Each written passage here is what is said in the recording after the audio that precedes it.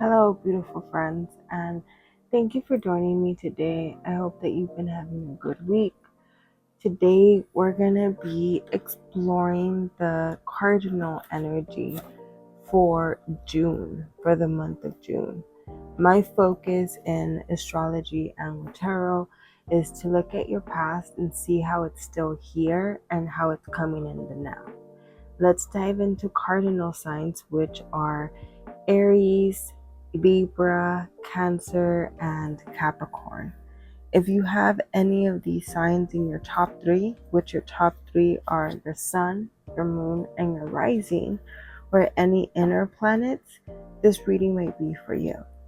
Please keep in mind that this is a general reading. Not everything I say is going to resonate with you today. Please take what does and shake off the rest. So there's going to be a lot coming towards you for the month of June because the month of June has a lot of dances in the sky with cardinal signs, specifically with Cancer and with Aries. So a lot of this is going to be about taking responsibility for your life and like the responsibility and also forgiveness. So it's important for you to define what responsibility means to you, because there's a lot of responsibility here that I see.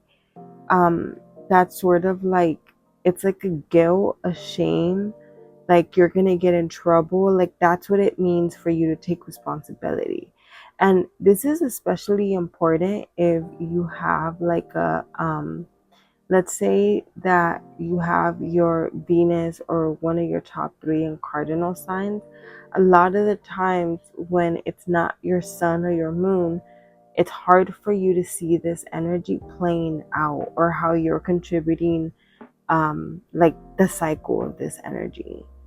And so really taking accountability for the things that you don't see that your actions are doing is really important. Taking responsibility for staying in an unhealthy cycle, taking responsibility for contributing to that unhealthy cycle. Like your actions, a lot of the times, like it's a lot of victim mentality is what I'm trying to say here. And taking accountability for it instead of trying to play the victim is something that could really help you. This could also be the energy of the people that you attract, because you take accountability for everybody, including for everybody else, including yourself.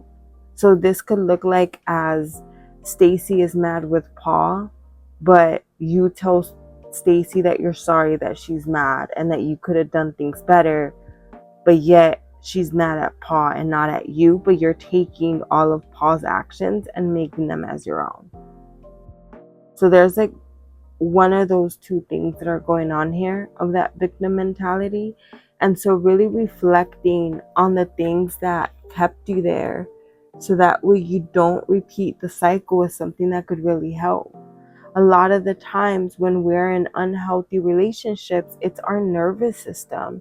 It's us not working on ourselves to try to make ourselves feel better, to tell ourselves, hey, this is not normal behavior. Let's look for normal within us.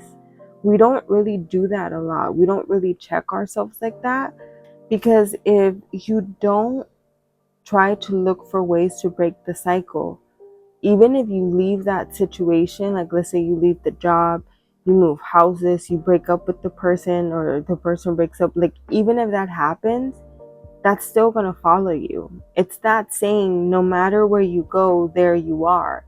You can't escape who you are. All you could do is work on yourself and make it better. So that's why it's important to define what accountability means to you, because a lot of this energy, it's shame, it's like being in trouble, it's like this fear of taking responsibility or accountability for your actions. So really focus on that, of how you really look at that, and then focus on how you hold other people accountable. When they mess up and you get mad, are you easily able to forgive them how you sort of want them to brush it off? And a lot of the times, like I said, this could be the opposite, to where they get mad at you and they just expect you to brush it off like nothing when you get mad at them. But then when they get mad at you, they're not going to brush it off like nothing. So really pay attention to those habits and try to see like what in your body is making that habit feel comfortable and normal. And a lot of the times it's your nervous system. It's the food that you eat. It's the thoughts, the feelings that you entertain through the day. If you make a mistake, do you go and call yourself stupid? A lot of the times when we do that, when we call ourselves stupid or we put ourselves down in our heads, like that's the energy that we're attracting for ourselves. That's why they say like words are magic. It's important what you tell yourself.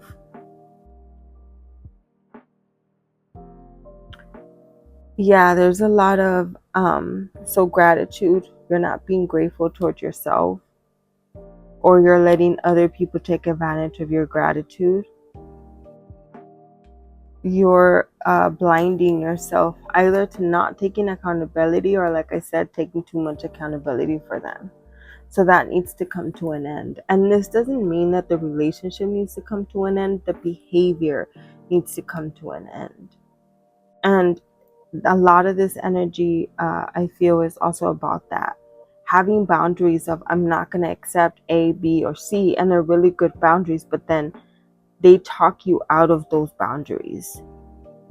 And they do it little by little by little to the point where you don't realize that that's what happened. And then you end up feeling lost. And it's like now you have to accept the bare minimum from them. And it's like, I never signed up for that. They distract you by like either spending time with you, and it's not even really spending time with you. They're just in the same room with you. So it's not even spending time. It's just literally being next to you. It's that type of distraction. It's like a distraction that doesn't have intentions. They didn't plan on it. It's not like, hey, this day on this day, like I'm gonna take you out. We're gonna plan, like I'm planning this date for us. Like it's not nothing like that. It's not intentional.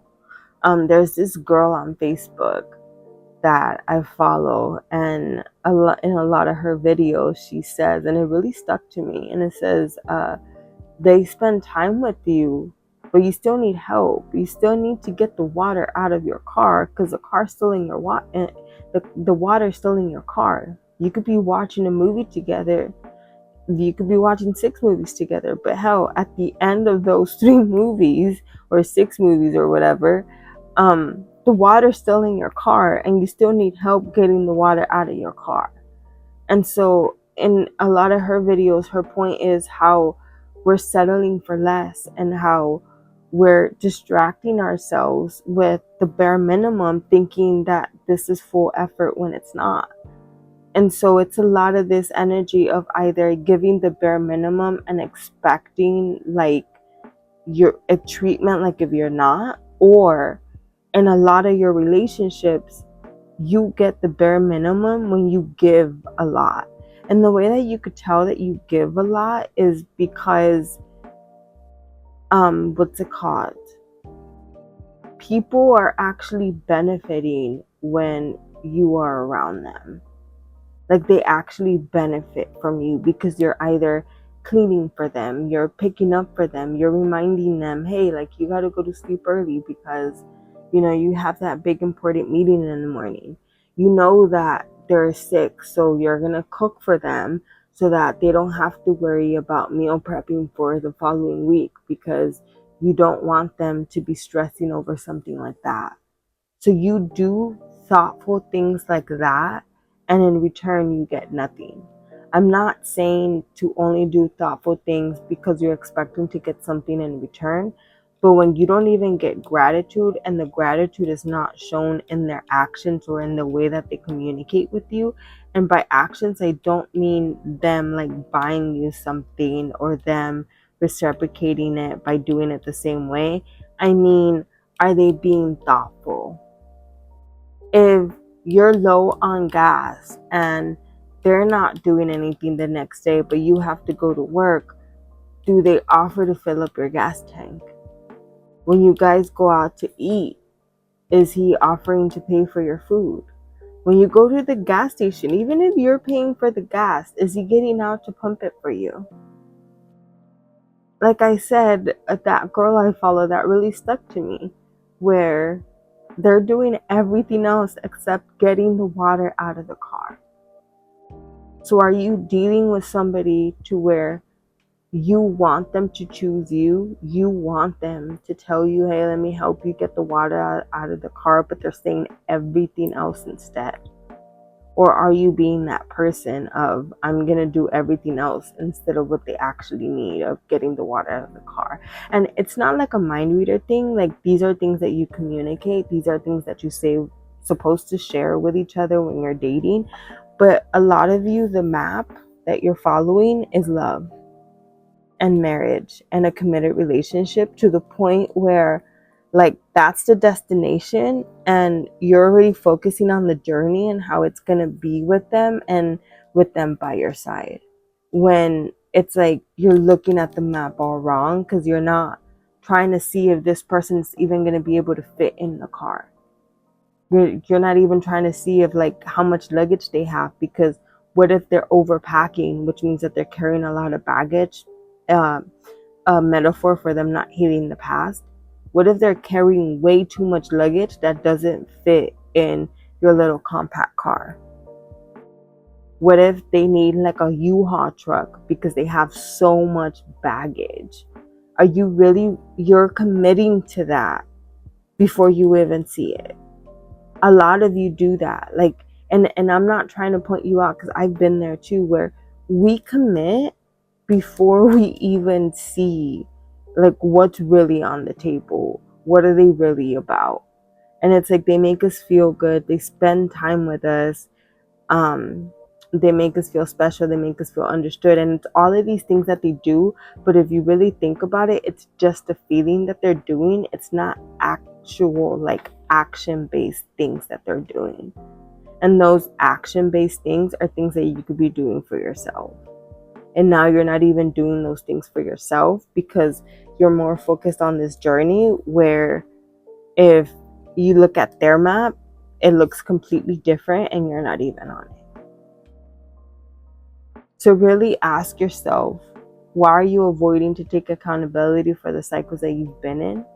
Or ask yourself why you're avoiding to take accountability for creating those cycles, or for not wanting to change out of those cycles.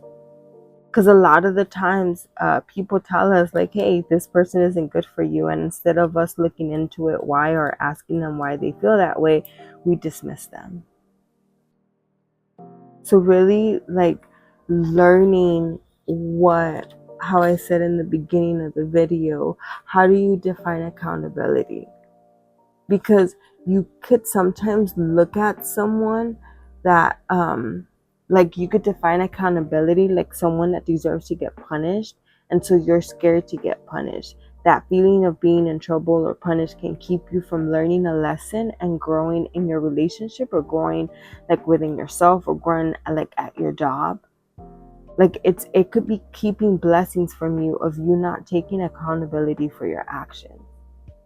And so for the month of June, what's really important for cardinal signs is to learn how to forgive yourself. Because you can't take accountability if you haven't forgiven yourself for what you've done in the past. If you keep holding on to that shame, to that guilt, to that fear, to whatever that negative feeling is that's not allowing you to actually accept your actions for what they are and forgive yourself, you're never going to really be able to connect with yourself on a very deep level, or with people around you. And that's very important for everything that's coming towards you right now, especially with Jupiter being in Cancer. Jupiter is known as the planet of luck, but in my opinion, Jupiter is also the planet of stagnation, and it's gonna make all the habits I just talked about right now stagnant around you. Like, this is the energy that you're gonna be caught in for a while. There's new planetary contracts that are being made with all of these planets switching signs, And so really think about if you really want to have this type of contract with yourself of how you're going to see yourself and others for the next 7 years. Please let me know how this reading resonated with you in the comments.